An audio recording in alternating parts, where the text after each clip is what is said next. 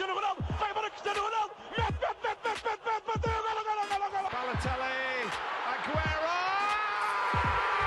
Posse de bola para Portugal, vai Éder, chuta!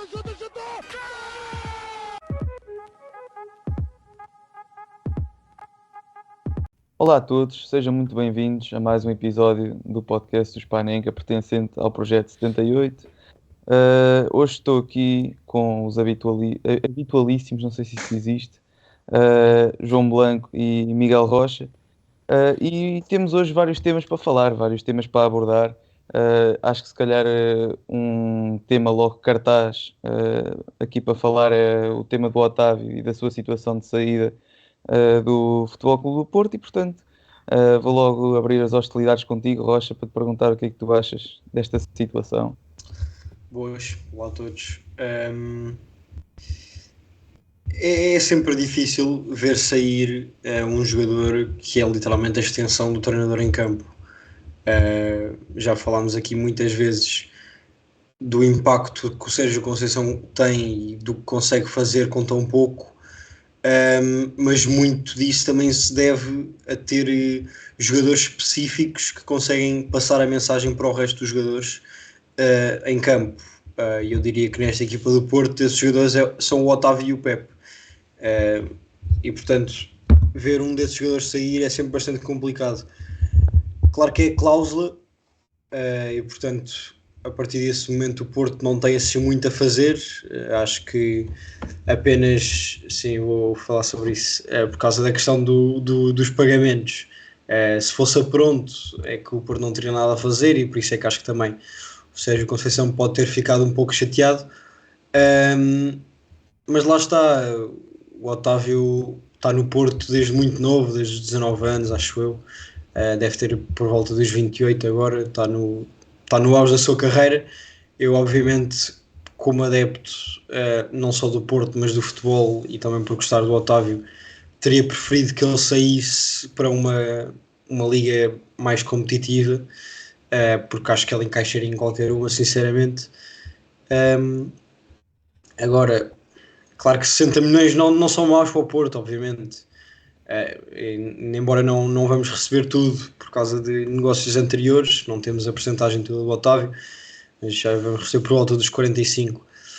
Claro que não é obviamente um mau negócio, especialmente porque o Porto já nos habituou nos últimos anos, em que se calhar daqui a 2 anos perderíamos o Otávio a custo zero, mas claro que custa sempre. Agora, e nós também falámos sobre isto no episódio anterior, por causa da questão do PP, de sair de lateral direito e do Porto contratar alguém ou não. Eu acho que o Porto pode sentir menos a falta do Otávio se contratar um lateral direito. Isso acho que vai ser determinante. Já está um quase para vir, do Ajax, o Jorge Sanchez. Veremos se vai concretizar ou não, para fazer concorrência ao João Mário. Porque, como nos lembramos, o Otávio, a maior parte das vezes do ano passado, também muito devido à lesão do João Mário, jogou na ala direita, e portanto ter um PP a substituir o Otávio é muito diferente do que ter qualquer outro jogador a substituir o Otávio, e portanto eu ficaria muito mais relaxado se o PP passasse a jogar na ala direita e não a lateral. E portanto acho que é isso. Não é um mau negócio. Acredito que o Conceição fique um pouco chateado, mas é a vida. Não fico completamente desiludido. O Otávio deu-nos muito durante muitos anos. Não foi um jogador que teve cá 1 ou 2 anos e acaba por sair assim desta forma. Portanto, não tenho muito mais a acrescentar.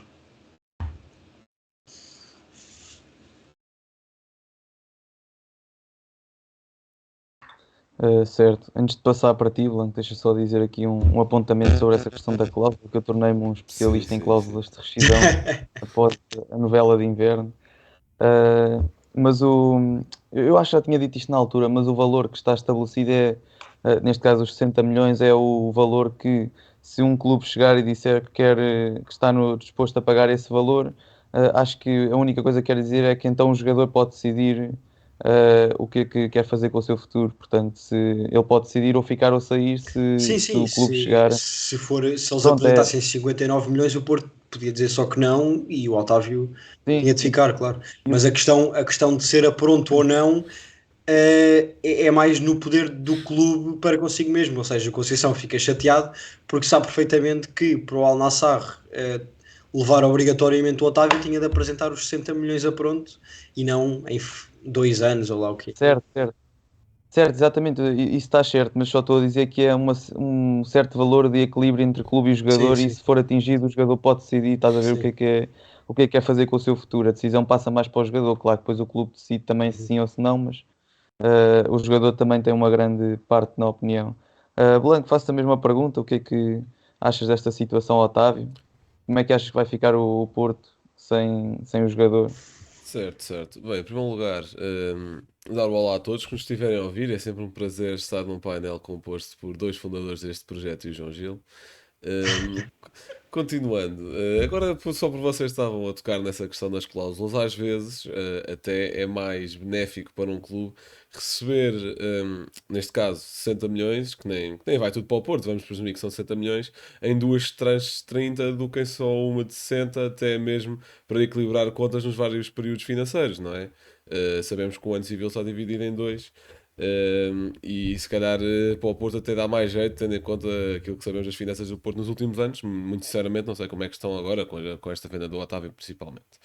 Mas desportivamente, sobre o Otávio, obviamente que é uma grande perda para o nosso campeonato. Era dos melhores jogadores e também dos mais interessantes do ponto de vista tático, por aquilo que o Rocha já disse, por ser a extensão do treinador em campo. Um, Obviamente que acredito que Conceição vai ficar muito chateado, mas eh, vemos estas notícias a dizer que ele ficou bastante chateado e que está a ponderar sair do Porto. Notícias que já vimos umas 59 vezes. Sim, mas isso. Não acredito muito, muito sinceramente. O Otávio era um jogador muito inteligente, para além dessa questão tática. Primeiro toque entre linhas, dava ali se calhar uma criatividade silenciosa ao Porto. Não acredito que fosse tão, digamos, esteticamente bonito como um Enzo Fernandes, por exemplo, que se calhar fazia-te ali um passo que ficava na retina. Acho que o Otávio era um bocadinho mais silencioso do que isso, mas por isso mesmo também acho que tem uma beleza diferente e acho que era algo interessante. Acho que é pena só ele sair, não digo pela porta pequena, mas no início de temporada algo complicado, nem joga nenhum jogo em casa este ano. Acho que os adeptos não tiveram uma oportunidade de se despedir propriamente, apesar deste minuto de homenagem que houve. Uhum. Uh, Sim, eu estava à espera que ele jogasse ontem contra Epá, o e mesmo que Farense, não por acaso. jogasse ir ao relevado ou algo do género, não. Acho que o Al Nassr não se iria importar muito, sendo que lá aquele também é um bocado uma bolha, portanto, se calhar nem ia chegar lá as notícias que o Otávio te despediu do Porto. Um, nesse parâmetro fico um bocadinho. Se fosse do Porto, acho que ficaria um bocadinho triste.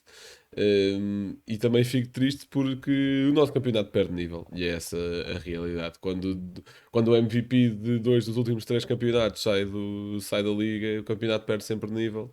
E desportivamente, futebolisticamente, vou ter saudades do Otávio, o resto é outra conversa.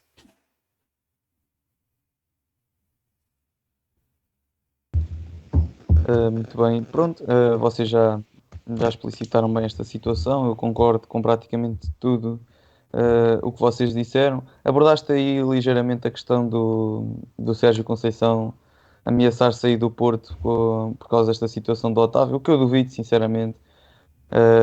Penso que seja mais num sentido comunicacional e numa uma estratégia do próprio Porto e do próprio Sérgio Conceição, ou talvez do próprio Sérgio Conceição mostrar ao presidente e à estrutura do Porto que não está mesmo para perder mais jogadores. Não sei, mas parece-me claramente uma estratégia de comunicação, ou por parte do Sérgio ou por parte do Porto em si. Portanto, Pá, o Porto já perdeu o Luís Dias no mercado de inverno, acho que não era por perder o Otávio por 60 milhões com a Conceição ia ameaçar sair. sim, sim, lá está, por isso reforça ainda mais Luís a Dias, que ideia de que é agora está uma estratégia muito qualquer de fixe. comunicação. Bastante. Pronto, avancemos. Se calhar já lá vamos. Sim, se vocês quiserem, vamos lá. Mas avançamos para o segundo tema, que tem a ver com outra situação que está a causar polémica esta semana, que é ali uma alegada tensão entre Vlaco Dimos e Roger Schmidt, Aparentemente o treinador no estágio pré-jogo com o Estrela Amadora disse que ia colocar o Samuel Soares à baliza, a titular, e houve aparentemente um desentendimento entre o Vlaco Dimos e o treinador, e o Vlaco Dimos foi afastado da convocatória. E agora parece que anda à procura de um novo clube. Eu digo parece porque não sabemos, obviamente são as notícias veiculadas. Acreditamos que seja verdade, mas nunca temos a certeza. E portanto perguntava, começo por ti agora, Blanco, vais ter saudades de Vlaco Dimos à baliza do Benfica? Bem, acho que há muita coisa que se pode dizer sobre este assunto, sinceramente, ainda mais sobre do que a questão Otávio.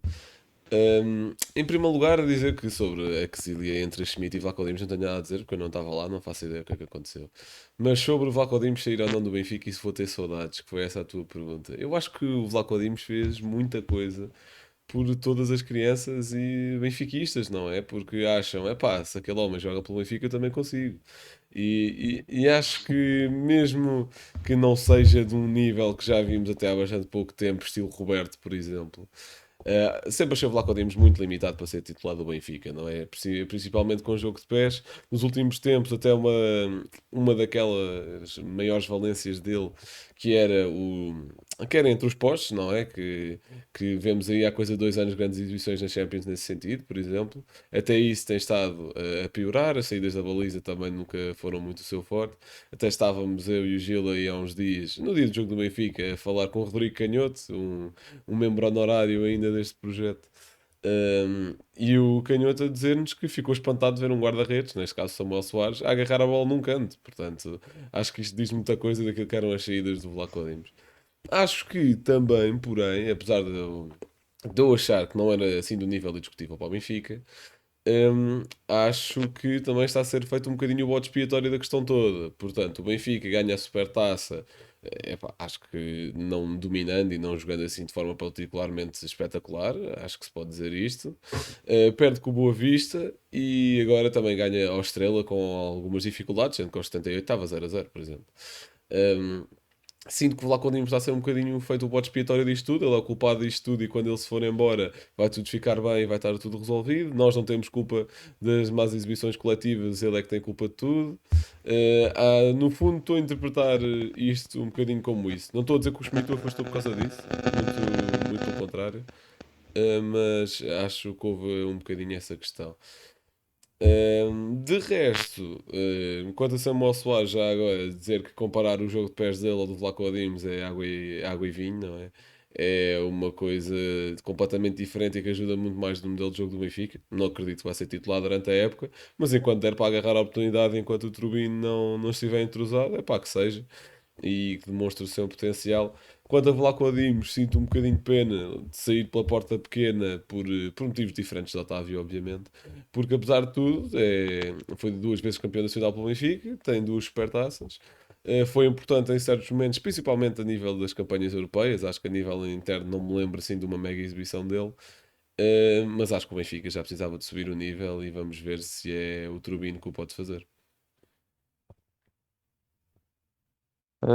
Disseste várias coisas interessantes, outras com as quais eu não concordei assim tanto. Por exemplo, falaste na exibição da Supertaça, em que o Vlaco Dimos não tem trabalho nenhum, que eu me lembro.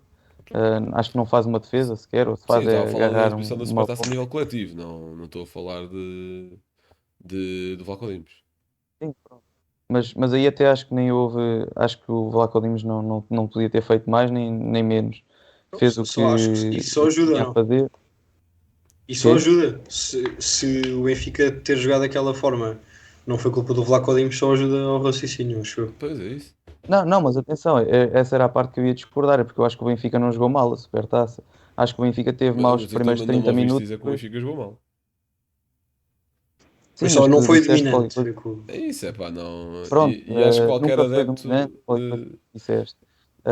Eu acho que não jogou mal, só jogou mal os primeiros 30 minutos, o resto do jogo acho que esteve por cima, mas pronto, isso já passou. Depois o segundo jogo, aí sim, com o Boa Vista, é claramente culpa do Vlaco Dimos, especialmente o segundo golo, a forma disparatada como não sai, depois sai, e dá depois o penalti, acho que esse golo é 100% culpa dele. E depois o terceiro, até já falámos, muitas opiniões sobre toda a jogada em que ele sai da baliza e depois volta para trás e depois volta a sair, mas está a cobrir o Não, poste eu adoro errado. Pronto, é como uma toda a gente situação em de. Portugal durante uma semana tornou-se treinador de guarda-redes e especialista em 1 para 1, pá. Adorei, pá. Não, ele devia estar com o corpo virado para a lua e tendo em conta as fases dos búzios, é pá, sei lá. Pronto, mas é um guarda-redes que acho que o Roger Schmidt explicou bem na conferência que Olha, sabes, já agora, diz. Gil, desculpa Diz, interromper, diz. mas já agora, por causa desse lance, estive a falar com um guarda-redes, que não vou aqui revelar o nome, mas já treinou em equipas principais de Primeira Liga dos três grandes. Um, e o que ele me disse foi que o jogador, ao passar do meio campo, o guarda-redes vai até à linha da pequena área. Assim que ele passa o meio do meio campo, dá mais um passo à frente, e assim que ele entra na grande área, o guarda-redes só decide se sai a bola se o jogador der um toque longo o suficiente para o guarda-redes sair. Ok. Epá, Fica aqui. imagina, não sei que raio de insights é que tu tens, mas isso cheira-me muito facilmente para um chapéu, mas tudo bem. Não faço ideia quem é que é o jogador, Não. mas tudo bem. Não, mas obrigado por este momento, Rocha. Realmente, eu não sou guarda-redes, nem o Blanco, nem treinador de guarda-redes, portanto, não faço a mínima ideia quais são essas especificidades técnicas. Mas uma coisa pareceu-me certa, é que ele estava a cobrir o poste errado e vale o que vale, mas pareceu. Sim, isso, os postos estão a 100%. Sim. E depois estava eu a dizer que o Schmidt disse, inclusive, na conferência, que precisava de uma nova energia para a posição. E eu concordo plenamente, porque acho que o Vlaco Dimos dentro do balneário, especialmente na sua linha defensiva, já não tem a confiança. Não sei se alguma vez teve, mas acho que agora está mais abalada do que nunca dos seus jogadores. Lembro-me perfeitamente de um lance, até foi em Alvalade, que tu mostraste, aquele lance em que há um cruzamento aí há uns anos e o Vlaco Dimos, em vez de agarrar, soca a bola para fora e literalmente a equipa toda tem uma reação de frustração para com ele. E acho que isso espalha Sim, bem porque foi o foi no Vlaco 2-0 Dimos. que o Benfica dá na luz recentemente com o gol do Darwin e etc. Dá na luz, desculpa, dá em Alvalade. Sim, sim, em Alvalade. Portanto, lá está, isto é o Vlaco Dimos. Acho que não é com 30 anos que ia melhorar muito mais que isto.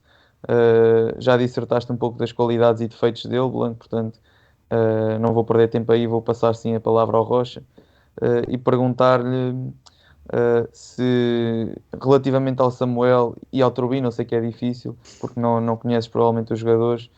Mas tens alguma ideia de se será um upgrade ao Vlaco Dimos ou não? Sim, o Turbino não conheço, mas pelo que vi e também pela concorrência que o Benfica teve na contratação, que acho que era com o Inter, acredito que seja um jovem com bastante talento. Vamos ver também o que é que ele demonstra. O Sevilar também veio pregar com esse estatuto e depois foi o que foi. Mas vamos ver como é que ele evolui e também se lhe dá um tempo para isso, coisa que não deram ao Sevilar. Quanto ao Samu, acho que é diferente, principalmente tendo em conta as exibições do Vlaco Dimos. Eu acho que ele já vinha a pedir para entrar no 11. É um guarda-redes com qualidade, não sei se para primeiro do Benfica. Agora, neste momento em que o Benfica tenta contratar um guarda-redes ou espera que o Turbino esteja bem o suficiente para agarrar a titularidade, eu acho que é um guarda-redes confiável, com bastante experiência de segunda liga, já também experiência internacional de seleção sub-21, já foi convocado para a seleção A, inclusivamente, e portanto acho que é um guarda-redes confiável.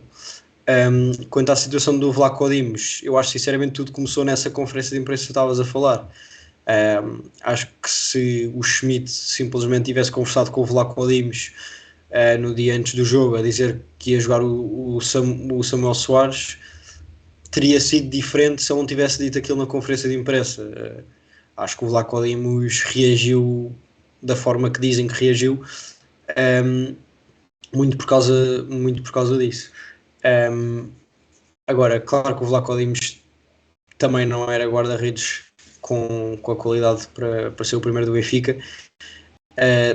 da mesma forma que já salvou o Benfica em vários momentos, lá está, por defesas entre os postos, reações muito rápidas que ele tinha em vários lances, também já vendeu em muitos outros, por decisões completamente estúpidas para um guarda-redes supostamente daquela qualidade. E portanto acho que o Benfica faz bem em renovar na baliza. Já o tentou fazer algumas vezes ao longo dos últimos anos, mas o Vlaco Dimos acabou sempre por ficar na baliza e portanto vamos ver. Agora também dizem que pode ir para o banco do Manchester United se o Dean Anderson sair, que também é uma escolha interessante, mas vamos ver. Pois, essas coisas não sei se diz mais do Vlaco Dimos ou do próprio United. Ou então do agente. Pois. Isso é um tema se calhar para depois. Já agora, antes de prosseguir, tocaste aí na conferência de imprensa também e propuseste uma opção que teria sido a partir, por causa da conferência que teria dado esta situação toda, não é? Que poderia ter sido algum gatilho, digamos assim. Mas vocês acharam que o Roger Schmidt teve assim tão mal na conferência? É que pareceu-me que ele só disse sim, realmente não foi dos melhores jogos dele, de certa forma comprometeu, mas estiveram todos na linha defensiva mal. Para mim, sinceramente, pareceu uma crítica mais do que acertada, mas não pareceu algo que fosse assim tão forte. Sequer ouvi muita gente a discutir que a frontalidade alemã do Schmidt, se calhar no nosso país não funcionava, porque somos um país mais latino e com tendência a exacerbar mais esses comentários. Mas a mim não me chocaram nada, sinceramente. Não sei qual é a vossa opinião. Sinceramente, acho que foi uma conferência fraca porque devido a uma certa contradição. Portanto, ele fala em sangue novo na posição, na medida em que se calhar está a afastar um bocadinho o Vlaco Dimos logo do Planos que falar em diz. interromper. Isso aí do sangue novo, ele não fala nessa conferência, ele fala nisso, a conferência pós-jogo. Ou seja, depois do Samuel já ter feito Ok, o jogo. então, Eu há bocado se calhar era por expressei isso que eu estava mal. meio confuso, porque eu tinha achado a Pois. conferência pré-jogo má por outros motivos, que é a seguinte. Pela ideia que eu tinha ficado até, e ainda bem que me corrigiste, porque significa que aqui dentro eu estava certo. Com a ideia que eu tinha ficado, aquele na pré-jogo defendeu o Vlaco Dimos até à morte, ou seja, dizer foi um mau jogo, não foi o melhor que vimos dele, houve erros coletivos, não foi só dele, blá blá. Epá, acho muito contraditório, não é? Em termos de discurso, estar a defender o Vlaco Dimos até à morte, para depois no jogo a seguir, não, vai o puto de 20 anos para a baliza, tu agora és banco. A menos que. E depois eu podia ter explicado isso na conferência de imprensa, fosse numa de o proteger do público e de pressão e etc. Isso aí conseguiria conciliar os dois discursos, ou melhor, o discurso e a ação, nesse sentido conseguiria conciliar. Não sendo isso, e pelo que eu perceber, é uma questão puramente de rendimento. Não consigo, muito sinceramente. Acho que poderia ter abordado de outra forma, ou muito sinceramente dizer: não vou comentar, falo disso com o Vlaco Dimos em privado, não, ou algo desse género. Acho que. Porque acho que foram ideias muito contraditórias e, aliás, mesmo não tirando a ação de substituir pelo Samuel Soares de cima da mesa, basta ver a pré-jogo e a pós-jogo, como estavas a dizer, e são contraditórias, porque vês na pré-jogo a defender o Vlaco Dimos e passar 2 dias está a dizer que é preciso Mas sangue novo. até,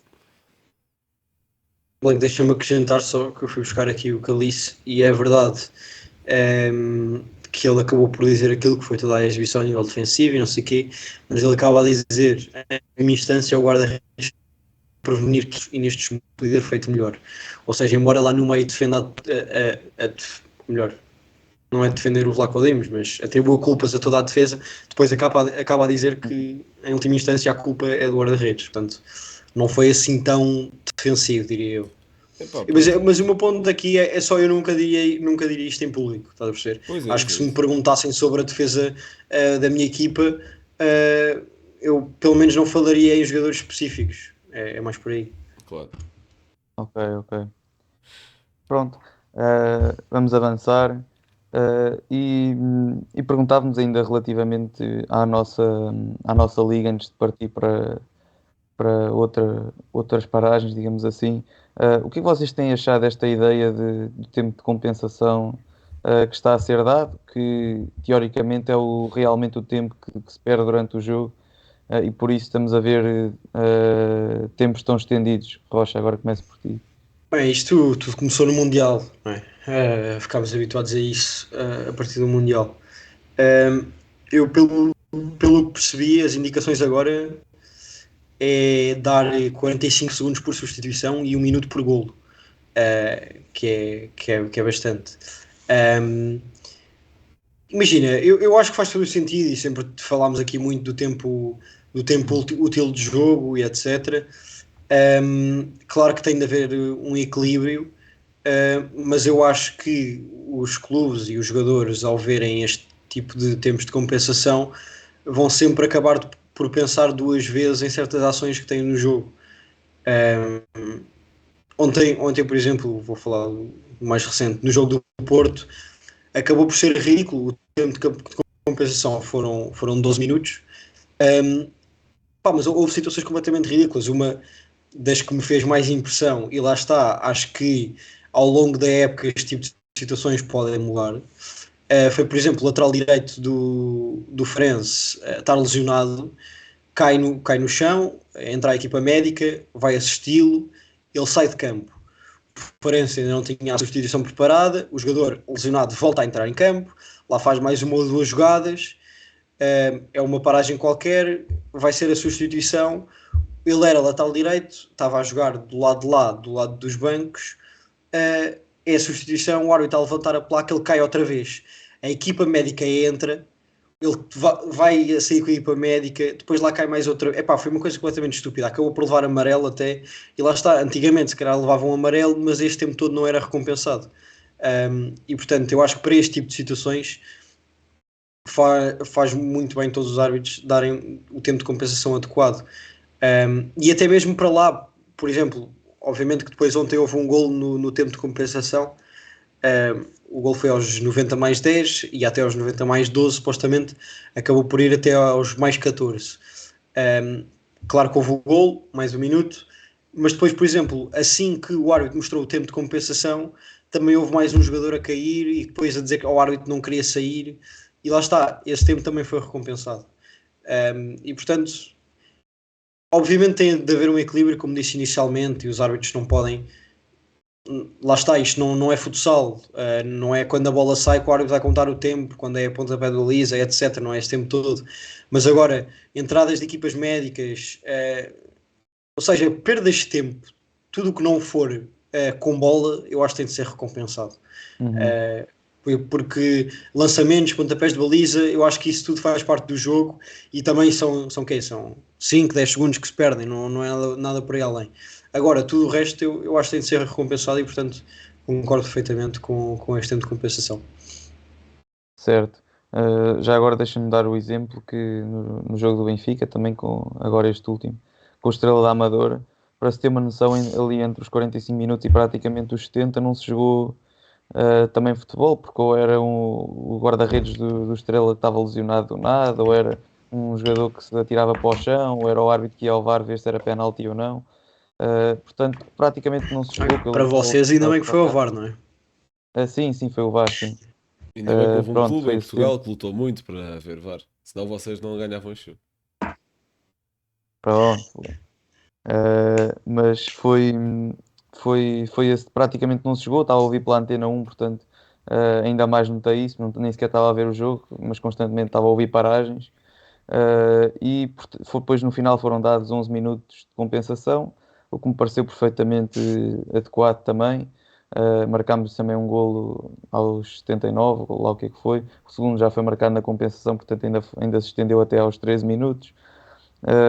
Portanto pareceu-me também um tempo de compensação perfeitamente bem dado e acho que este é um bom caminho para seguir. Mas agora pergunto, Blanco, achas que isto é a melhor solução ou preferias uma outra solução que o Rocha falou um bocadinho, que é a solução estilo futsal, que acho que tu também já defendeste aqui algumas vezes, e que agora mais do que nunca está a ser colocada em aberto e a ser estudada para ser adotada? O que é que tu achas que é mais eficaz?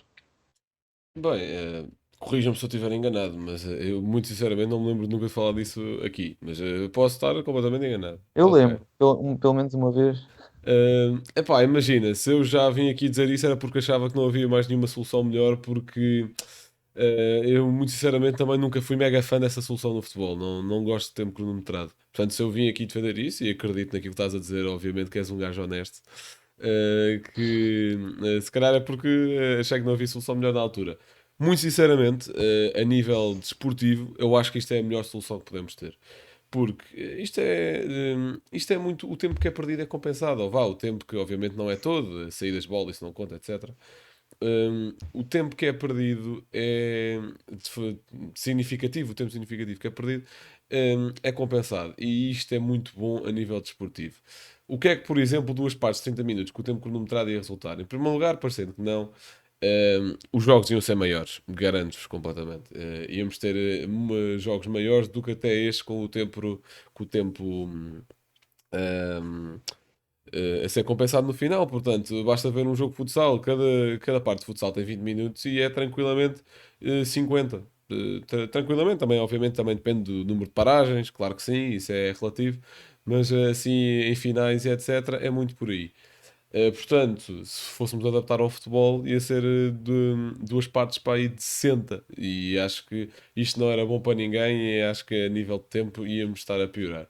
Agora, hum, isto a nível desportivo, eu acho que é uma solução muito boa.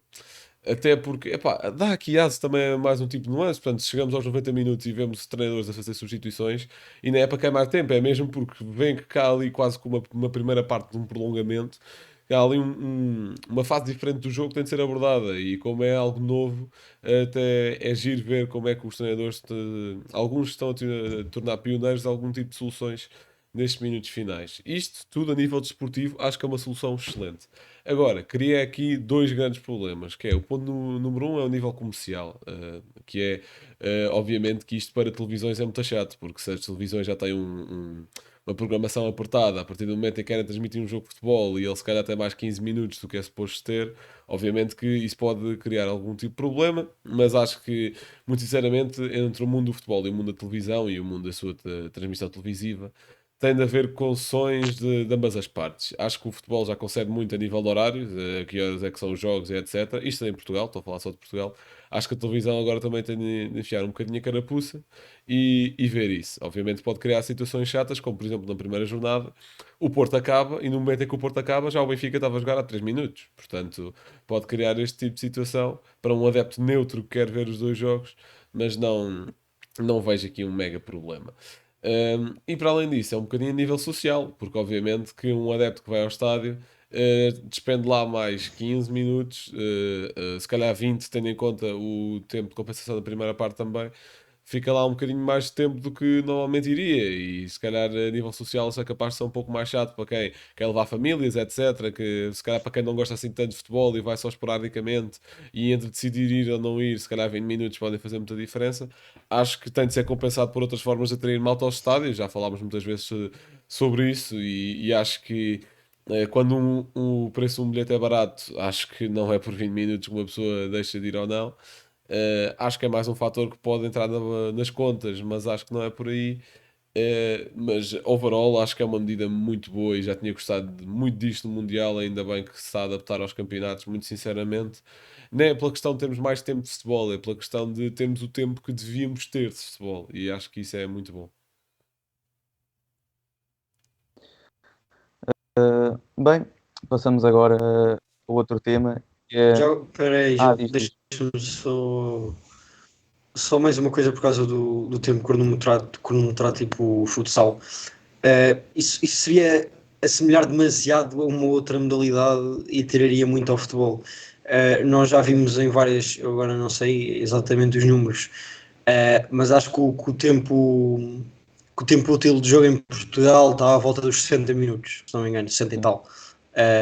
Portanto, se apontarmos para os 65, ou seja, são menos 25 minutos do que o suposto, do que os 90 inicialmente. Se numa primeira parte 10-5 e numa segunda 10-10, já são só menos 10 minutos de jogo jogado.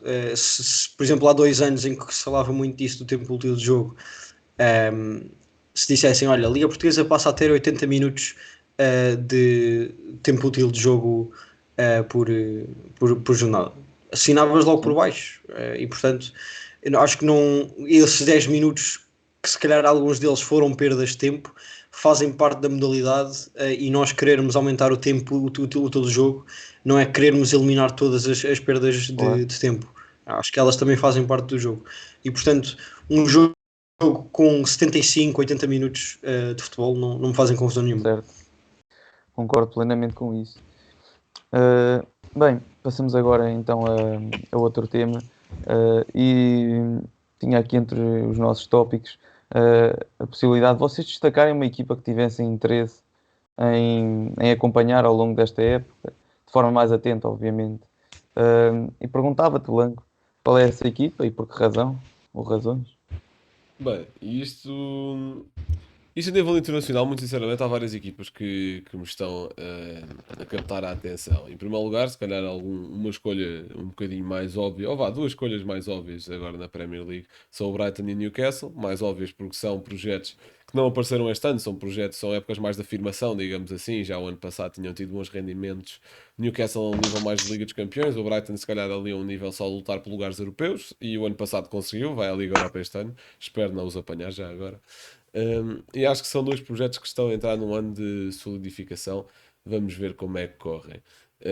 A nível internacional, acho que o Botafogo do Bruno Lage pode ter aqui algum interesse também, porque pegou ali numa base sólida do Luís Castro, que basicamente faz ali, não digo que fez a papinha toda, mas deixou ali, quem dera a todos os treinadores pegar numa equipa que está em Deixou o primeiro Ferrari, lugar né? para ir com 10 pontos de avanço, não é?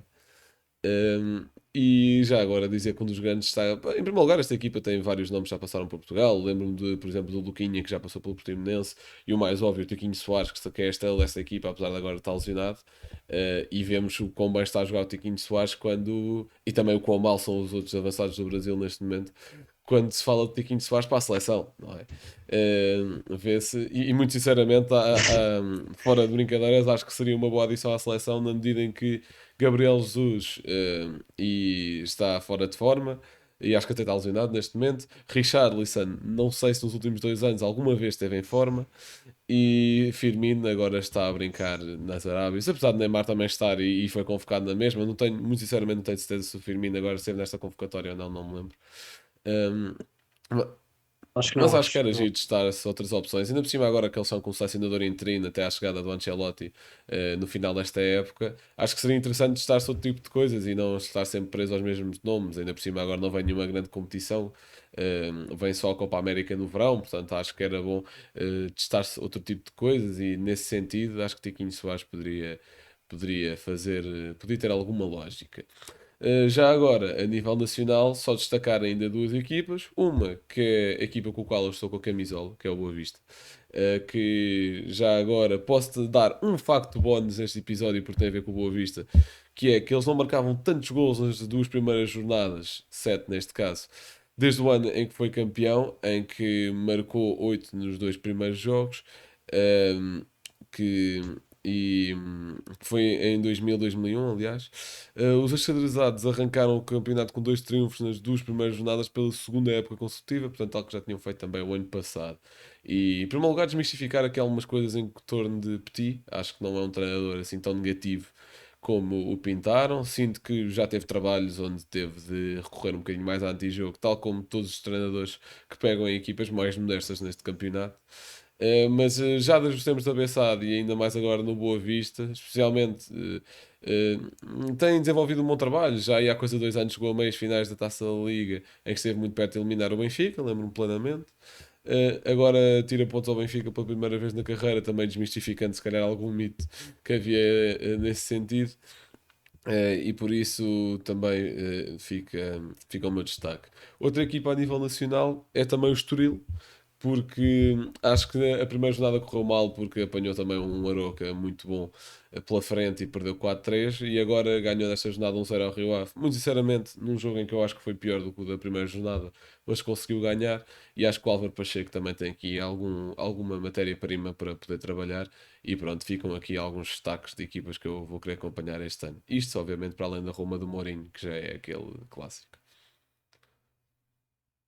Muito bem, tu preparaste aí uma panóplia de equipas. Tentei ser Ah, sucinto. eu não, eu vou, Tentei. pronto, eu vou apenas falar numa que tu inclusive falaste, mas eu vou aprofundar um pouco mais, que é precisamente uma equipa da Premier League, que é o Brighton. E eu já acompanhava também desde o ano passado, não a 100%, mas ia acompanhando alguns jogos e quando não via os resumos da Eleven. Portanto, é uma equipa com um futebol muito positivo, agora com o De Zerbi, e que privilegia realmente o ataque. Só para se ter uma noção, começaram esta Premier League com 2 goleadas ao Luton Town e ao Wolverhampton, ambas por 4-1. É uma equipa com nomes muito conhecidos, apesar de não serem propriamente craques, se calhar mundiais, são jogadores muito conhecidos e bem cotados. Por exemplo, gosto muito do Luís Dunk, que é o capitão central. O Estupinhão, lateral esquerdo, também é muito bom jogador. O Terry Lamptey, lateral direito. O próprio Pascal Gross, também já com alguma idade, mas continua a ser um médio de imensa qualidade. O Milner, que veio agora reforçar do Liverpool e que acho que, apesar de já ter 37 anos, é um jogador para trazer a experiência. É uma equipa que, na maioria dos seus jogadores, é algo jovem.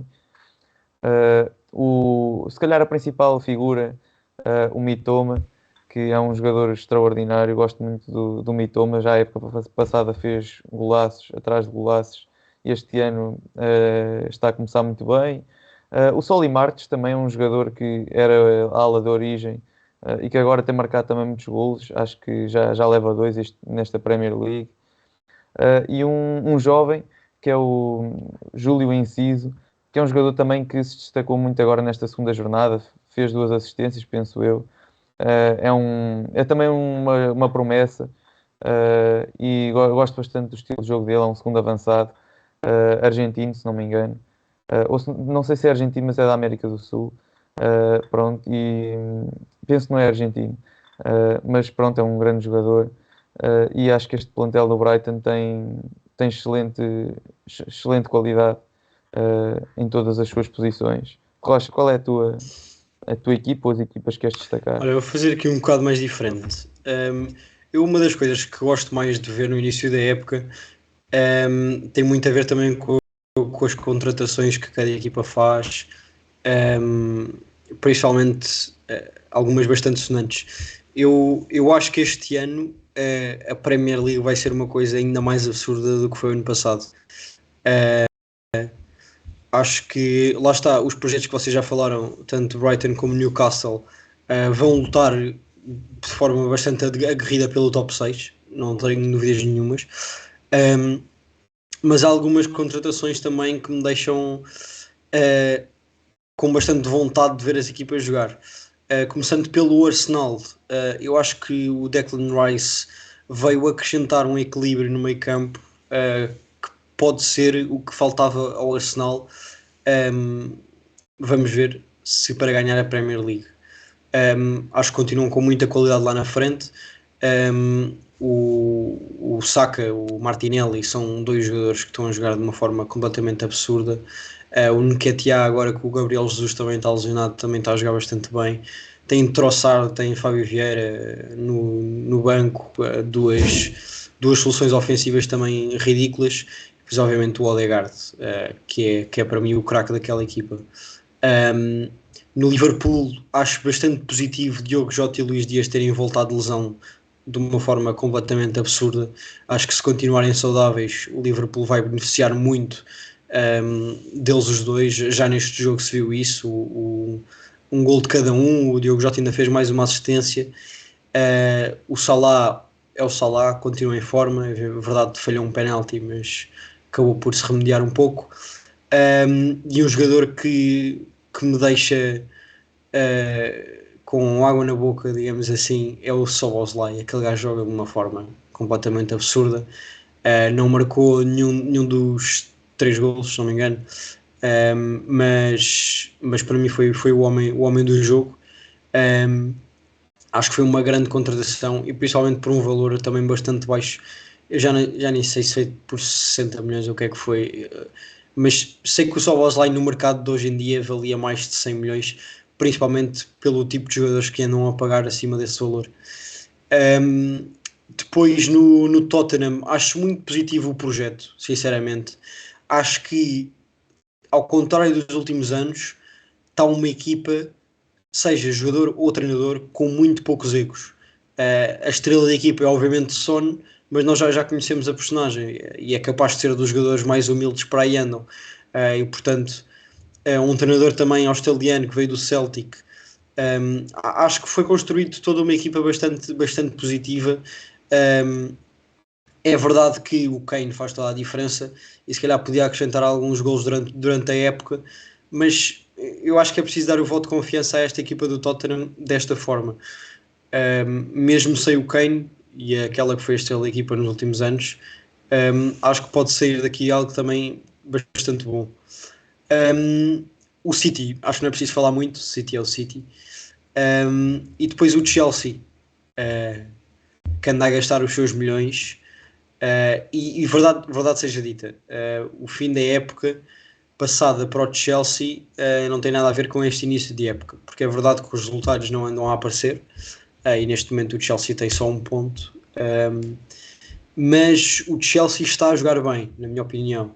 Acabou por empatar com o Liverpool, agora ontem perdeu com o West Ham, mas eu acho sinceramente que o Chelsea anda a jogar bem. O Enzo jogou bastante bem no jogo frente ao Liverpool. No jogo contra o West Ham nem por isso, acabou por falhar um penalti, e mesmo o resto da segunda parte também pode ter acusado um pouco isso, já não lhe correu de feição. Mas acho que a equipa em si está bem construída, tem jogadores de qualidade, gastaram um valor recorde para a Premier League no Caicedo, que ontem entrou aos 60 minutos, por aí fez um jogo desastroso, completamente desastroso, ainda acabou por fazer o penalti na compensação, que o Paquetá acaba por fechar o jogo, faz o 3-1. Mas lá está, por isso é que eu digo que a Premier League vai ser extraordinária esta época, porque mesmo este tipo de equipas que se calhar o ano passado não se dava muito por elas, pela forma como estavam a jogar, agora acho que elas estão a jogar bem. Até o próprio Manchester United, que o ano passado teve bastantes altos e bastantes baixos, acabou por perder, lá está, 2-0 com a equipa do Tottenham, como já mencionei, bastante apertado na primeira jornada frente ao Wolverhampton, apenas por 1-0. E eu acho sinceramente, e falou-se completamente o contrário disso no início da época, mas eu acho que o United é das equipas que está mais abaixo das que nos habituaram a estar no top 6.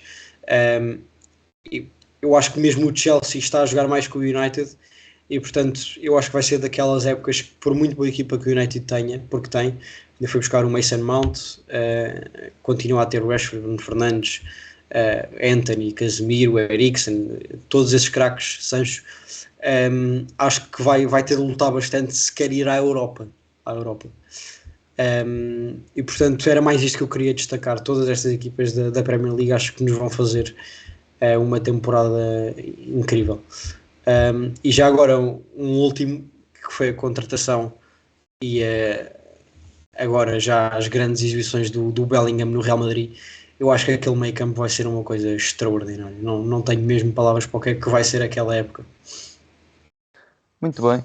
À boleia desta análise bastante alargada do Rocha sobre a Premier League, Blanco, peço-te que dês também a tua opinião sobre esta Superliga, acho que já podemos chamar-lhe assim.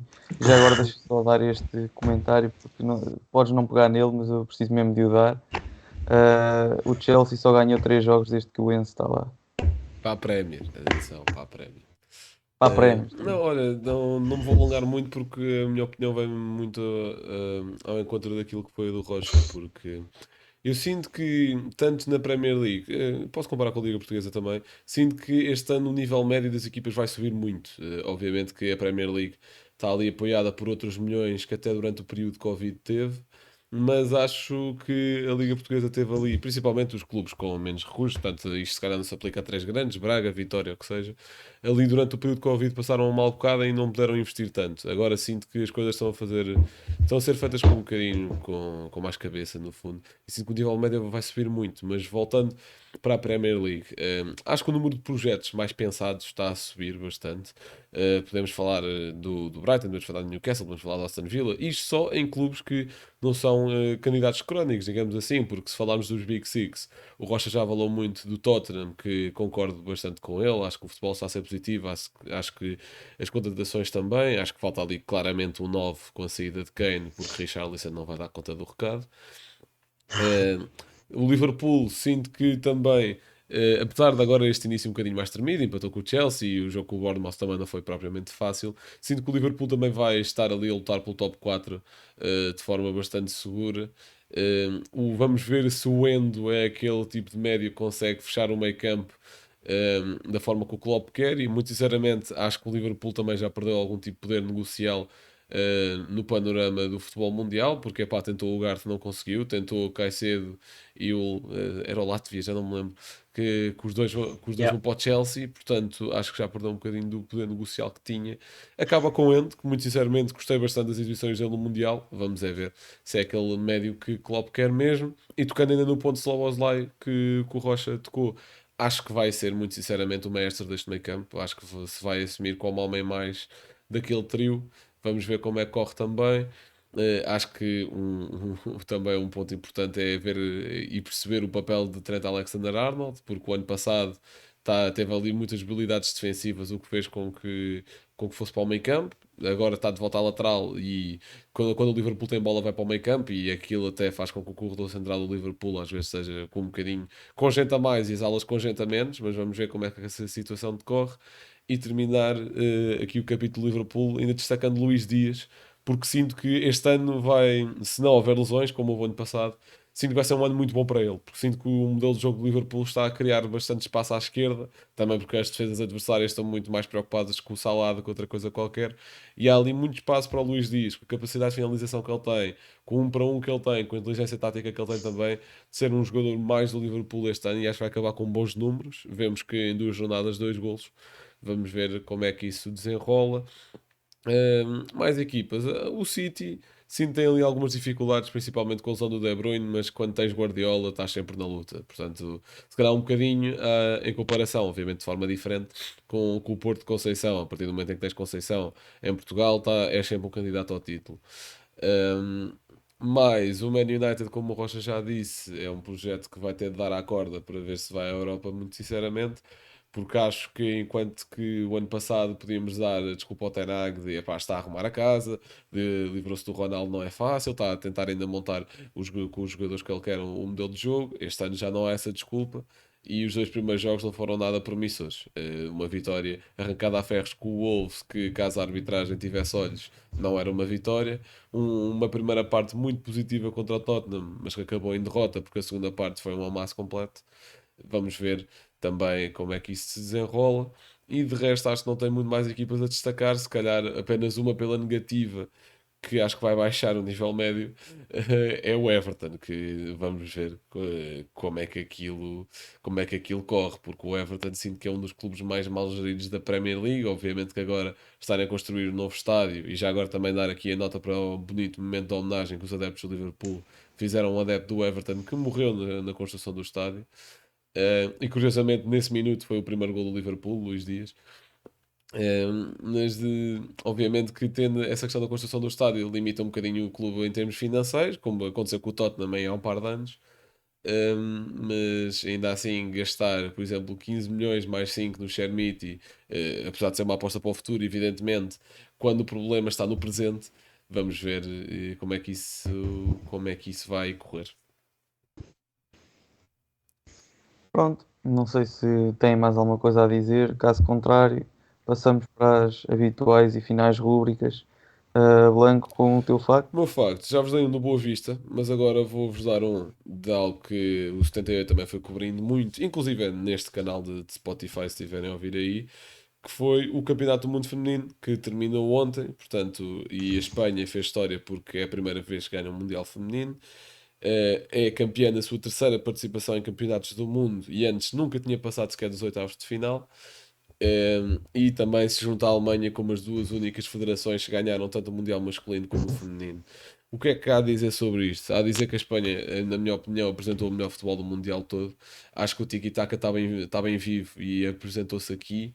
Dizer que a Aitana ganhou um grande fã porque é uma jogadora que, pá, por exemplo, no Sporting masculino encaixava de certeza, tirando os parâmetros físicos que são importantes, garante mais técnica e mais inteligência tática do que metade dos que estão para lá, ou mais, ou muito mais. Mais o quê? Um, Dizer que também foi um prazer poder estar a acompanhar isto de aqui para o projeto. Acho que criámos conteúdos engraçados. Eu, a Cristiana, a Matilde, o Kevin e o Lucas também chegou a fazer um áudio ali no início. E também agradecer à malta que foi ouvindo e acompanhando. Espero ter coberto a competição da melhor forma possível, sendo eu um leigo naquilo que diz respeito às personalidades do futebol feminino e aquilo que é no fundo o estilo de vida dos clubes no futebol feminino. Não faço ideia quem é que está por cima, quem é que está por baixo, isso não faço ideia, mas sinto que a competição foi muito boa e gostei bastante. Portanto, Rocha, o teu momento cultural. Olha, o momento cultural vai novamente para uma modalidade diferente. Ontem, sim, isto vai sair hoje, portanto, ontem, de madrugada, jogou-se uma final no ténis. Muito resumidamente, o ténis está dividido em várias divisões, digamos assim, em torneios de 250, 500, 1000 e os Grand Slams, que são tipo o Wimbledon, que toda a gente conhece. E ontem à noite jogou-se uma final da ATP 1000, ou seja, logo a seguir a que está aos Grand Slams. E foi entre Carlos Alcaraz e Djokovic, dois dos melhores jogadores neste momento. E Djokovic, que é o jogador com mais Grand Slams ganhos na história do ténis, disse que foi uma final como muitas outras de Grand Slams e provavelmente a melhor final da sua carreira. Portanto, eu só aconselho a irem ver os highlights. Encontram por cerca de 15 minutos na Ténis TV no YouTube, de certeza, porque foi um jogo completamente absurdo e que vai ficar para a história do ténis, porque para um jogador como o Djokovic dizer que foi uma das melhores finais da sua carreira, acreditem que vale bastante a pena. Posso dar só aqui um mini spoiler, dizendo que o Alcaraz ganhou o primeiro set e no segundo set o Djokovic estava a perder já por 2 jogos e estava completamente morto. Ele parecia que estava com 40 graus de febre. O Djokovic, se verem outros jogos, estranhamente é um jogador que não sua, não soa muito, não é como muitos outros que fica completamente a pingar. O Djokovic não é nada disso e ontem ele estava completamente a suar e com a cara super vermelha. Ele estava doentíssimo. Depois aqui analgésicos e bebidas energéticas e creatina, e o homem transformou-se de um momento para o outro e foi buscar o segundo set, e depois o terceiro foi absolutamente lendário. Portanto, aconselho bastante a irem ver. Gil, o teu comentário semanal. Não. Penso que isto Até está porque tudo dentro. na final ainda por cima eles são os dois testados. Pronto, penso que isto está tudo dentro da legalidade, então. Bem, vou finalizar com um comentário do treinador do Casa Pia, o Filipe Martins, depois do jogo com o Sporting, que ele diz: o erro já foi assumido pelos responsáveis de arbitragem, mas tal como nunca falei de arbitragem antes, não vou falar agora, não devia ter acontecido, mas vamos falar do jogo. Penso que foi uma atitude muito nobre e uma atitude correta do treinador do Casa Pia. Quis falar do jogo, lá está, não quis focar-se unicamente no que foi um erro, que somos todos humanos, vamos ser sinceros. Acontece, agora, claro que é um erro, portanto é bom que não se repita, mas é só elogiar aqui a atitude do Casa Pia, e também já agora estender este elogio à própria arbitragem, que admitiu logo o erro, e ao Conselho de Arbitragem, que não teve problemas nem pudores a esconder, e já agora o próprio Ruben Amorim também falou sobre isso. Pronto, desde que este tipo de erros não volta a acontecer, está tudo bem. Vamos então finalizar o episódio e vemo-nos talvez na próxima semana, e portanto um abraço a todos.